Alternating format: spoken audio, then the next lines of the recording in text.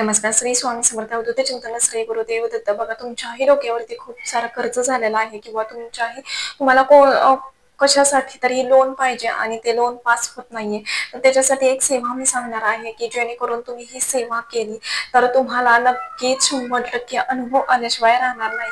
बघा किंवा तुम्ही कोणत्या ना कोणत्या कामासाठी लोन काढलेलं आहे आणि खरंच ते म्हणजे नाही का खूप सारं लोन आहे आणि खूप सारं कर्ज झालेलं आहे तुमच्या डोक्यावरती, तर ते म्हणजे नाही का फेडण्यासाठी खरंच खूप सारा कालावधी लागणार आहे किंवा काही ना काही अडचणी येत आहेत, म्हणजे नाही का ते कर्ज फेडण्यासाठी.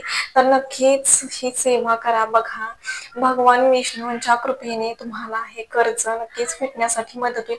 बघा असं मी कधीच म्हणणार नाही की कष्ट केल्याशिवाय तुम्हाला पर्याय नाहीये, पण तुम्ही जे काही कष्ट करताय किंवा जे काही तुम्ही प्रयत्न करताय तुमच्या म्हणजे लोन घ्यायचं आहे तुम्हाला, तुमचं स्वतःचं घर करायचं आहे. तर बघा जर लोन पास होत नाहीये किंवा किती कष्ट करताय यापेक्षा तुमचं नशिबाची साथ किती आहे तुम्हाला, तर ते सुद्धा महत्वाचं असतं. आणि बघा जगाचे पालन करता म्हणजेच भगवान विष्णू आणि त्यांची जर तुम्ही उपासना केली, त्यांचं जर तुम्ही पूजा केली, त्यांची आराधना केली, तर नक्कीच ते तुम्हाला या संकटातून सुद्धा नक्कीच बाहेर काढल्याशिवाय राहणार नाहीत. आणि खरंच या सेवेचा खूप जणांना अनुभव आलेला आहे. अनुभव सिद्ध ही सेवा आहे खरं तर. त्याच्यामुळे नक्की म्हणजे नक्की करण्याचा प्रयत्न करा. बघा सेवा काय आहे तर ते मी तुम्हाला सांगते. त्याचे नियम अटी वगैरे आहेत, तर ते सुद्धा तुम्हाला पालन करायचे आहे बघा.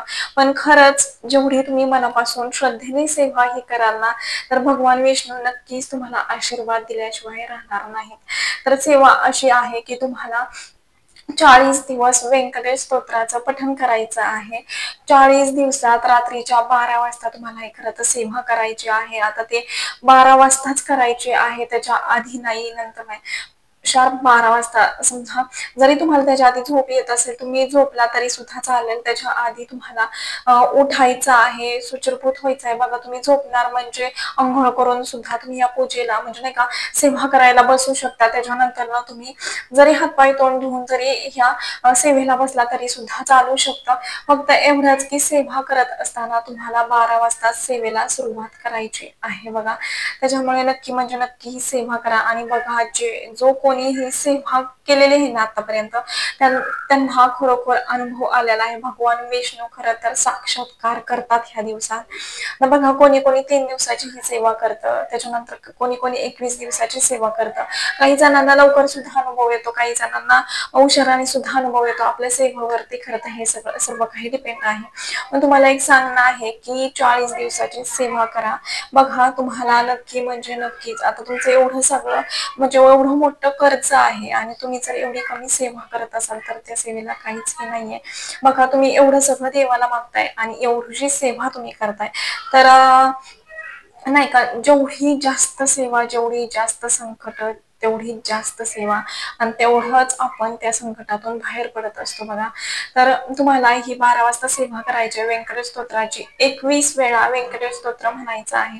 बघा संस्कृत मध्ये खरंच खूप सोपं आहे आणि छोटं आहे. प्राकृत मध्ये म्हणायला गेलं तर जे विष्णू सहस्त्रनाम आहे ना, तर त्याच्या शेवटाला तुम्हाला भेटेल व्यंकटेश स्तोत्राचं. तर ते प्राकृत मध्ये आहे, पण खरंच ते खूप मोठं आहे वाचण्यासाठी आणि 21 वेळा वाचायचं म्हटल्यानंतर तुम्हाला खरंच खूप टाइम जाऊ शकतो. पण त्याच ह्याच्यात जर तुम्ही संस्कृत मधलं आपल्या नित्यसेवा पुस्तकामध्ये दिलेलं आहे संस्कृतमध्ये व्यंकटेश स्तोत्र, खरंच खूप छोटं आहे, एवढंच आहे, पण तेवढंच खूप सुंदर सुद्धा आहे वाचण्यासाठी. खरंच खूप सोपं आहे. माझ्या नित्यसेवेमध्ये माझं रोजचं ते पठण असतं. त्याच्यामुळे मी सांगते खूप म्हणजे 1-2 मिनिटं सुद्धा लागत नाहीत व्यंकटेश स्तोत्र वाचायला. असं तुम्हाला 21 वेळा वाचायला मी म्हणते फक्त अर्धा तास पण नाही, 15 ते 20 मिनिटच तुम्हाला लागू शकतात. ठीक आहे तुम्ही नवीन असाल तर अर्धा तास लागेल, पण आता मी हे सेवा केलेले आहेत 21 वेळा. म्हणजे 21 वेळा तुम्ही जेव्हा सेवा करता तेव्हा एक मंडल होतं बघा. किंवा तुम्ही 40 वेळा सुद्धा म्हणू शकता किंवा 21 वेळा सुद्धा म्हणू शकता. 21 वेळा जेव्हा तुम्ही व्यंकटेश स्तोत्र म्हणता तेव्हा एक मंडल तुमचं रोजचं होत असतं. असं तुम्हाला 40 दिवसाची सेवा करायची आहे. 40 मंडल तुम्हाला करायचे आहेत. तर बघा ही सेवा करत असताना खरं तर भगवान विष्णू जेवढ्या तुम्ही श्रद्धेने सेवा करताना, तर नक्कीच भगवान विष्णू आपल्याला साक्षात्कार देतात बघा. तुमचं बघा आता घरात खूप सारा कालवा आहे आणि आवाज येतोय, तर अशा म्हणजे आवाजात तुम्ही जर सेवा करायला बसला तर तेवढं सहज तुमच्या श्रद्धेने किंवा म्हणजे मन विचलित होणार त्यापेक्षा जेवढे शांततेत, जेवढे शांत वातावरणात तुम्ही बसणार वाचन करण्यासाठी तेवढंच खरं तर फायद्याचं ठरेल तुमच्या.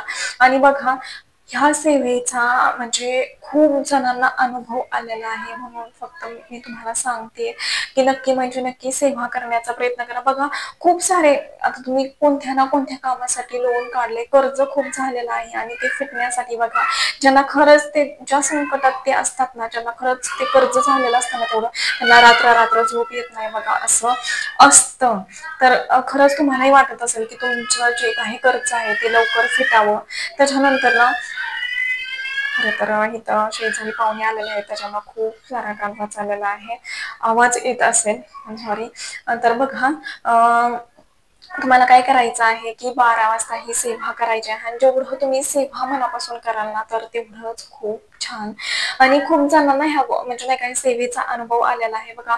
तुम्ही खरंच म्हणजे जे ह्या संकटात आहे, ज्यांना खरंच खूप कर्ज झालेलं आहे, सारखं वारंवार कर्ज फिटण्याचा विचार येतोय मनात किंवा तुम्हालाही तुमच्या घरासाठी लोन काढायचं आहे, लोन पास होत नाहीये बघा, तर त्यासाठी सुद्धा तुम्ही हे सेवा करू शकता. तुम्हाला नक्की म्हणजे नक्कीच अनुभव येईल. फक्त एवढंच की तुम्हाला ही सेवा करत असताना 40 दिवस तुम्ही संकल्पित सेवा करत आहात, तर तुम्हाला नॉनव्हेज खायचं नाहीये, घरात करायचं नाहीये.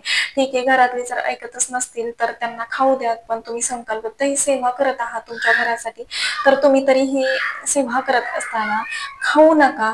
आणि मेन म्हणजे परान्न घ्यायचं नाहीये बघा. ही सेवा फक्त आणि फक्त तुमच्या घरातच करायची आहे. मग पाहुण्यांच्या घरी गेले तिथं करू का, दुसरीकडे गेलं माहेराला तिथं करू का, असं नकोय. आपल्याच घरात ही सेवा करायची आहे आणि 12 वाजताच ही सेवा करायची आहे बघा. नॉनव्हेज खायचंच नाहीये, त्याच्यानंतर परान्न खायचं नाहीये आणि खरं तर ब्रह्मचर्याचं पालन केलं तर अतिउत्तम. ठीक आहे, ते तुमच्यावरती आहे की तुम्हाला कसं हे करायचं आहे ते, पण खरं तर मी म्हणेल की ब्रह्मचर्याचं पालन केलं तर अतिउत्तम. आणि मेन म्हणजे ह्या सेवेला सुरुवात करण्याच्या आधी तुम्हाला महाराजांना खडीसाखर आणि नारळ घेऊन संकल्प करायचा आहे की मी ही ह्या गोष्टीसाठी ही सेवा करत आहे, तर त्यात तुमचा आशीर्वाद राहू द्या. तुम्हीच ही सेवा सर्व काही करून घ्या. आणि बघा ही सेवा जेव्हा आपण करतो ना, संकल्पित सेवा करतो, तर ती सेवेमध्ये आपण बांधले जात असतो आणि जेव्हा आपण बांधले जातो ना तर तेव्हा तेवढ्या श्रद्धेने आपल्याकडून सेवा होते. आणि मेन म्हणजे संकल्पित सेवा करतोय ना तर नक्कीच आपण तेवढ्या ह्याने करतो. तर बघा ठीक आहे, 40 दिवस एक सांगायचं आहे की बाबा 40 दिवस तुम्ही ही सेवा करताय ना, तर ह्या 40 दिवसात ठीक आहे मासिक पाळी आली तर 4 दिवस स्किप करा, 4-5 दिवस, आणि त्याच्यानंतर तुम्ही कंटिन्यू करू शकता. तिथून पुढचे दिवस जेवढे तुमचे झाले तिथून पकडून तुम्ही ते कंटिन्यू करू शकता. पण बघा सुतक किंवा विटाळ आलेला असेल तर तुम्हाला ह्या सेवा नव्याने सुरुवात करावी लागणार आहे, कारण ही संकल्पित सेवा आहे ती एकदा म्हणजे ह्या गोष्टी झाल्या की बघा तुमच्याही घरात कोण एक्सपायर झालं किंवा एखाद्या महिलेची डिलिव्हरी झाली तर तुम्हाला ते म्हणजे नाही का हे करावे लागेल, नव्याने सेवा सुरुवात करावी लागणार आहे. आणि जर मासिक पाळी आली असेल तर तेवढे 4-5 दिवस तुम्ही सोडायचे आणि तिथून पुढे तुम्ही कंटिन्यू करू शकता. फक्त एवढ्या 2च गोष्टी की फक्त एवढंच की लक्षात ठेवा, जर तुमच्याही घरातलं कोणी डिलिव्हरी होणार असेल तर त्या दरम्यान खरं तर ते तेवढं होस्तोपर्यंत तरी नंतर तुम्ही सेवा करू शकता. आणि जरी बघा तुमच्याही घरात असं वाटतंय की बाबा हे व्यक्ती आजारी आहे, ती व्यक्ती आजारी आहे, तर तेवढं तुम्ही बघा आणि त्यानंतर तुम्ही सेवा. आता ते काही आपल्या हातात नाहीये, पण ते सर्व काही बघून तुम्ही सेवेला सुरुवात करा, कारण आपण एवढी मोठी सेवा करतोय रात्रीच्या 12 वाजता आणि त्यात जर असं झालं तर मग खरंच हे होऊन जातं. तुम्हाला नव्याने सेवेला सुरुवात करावी लागते.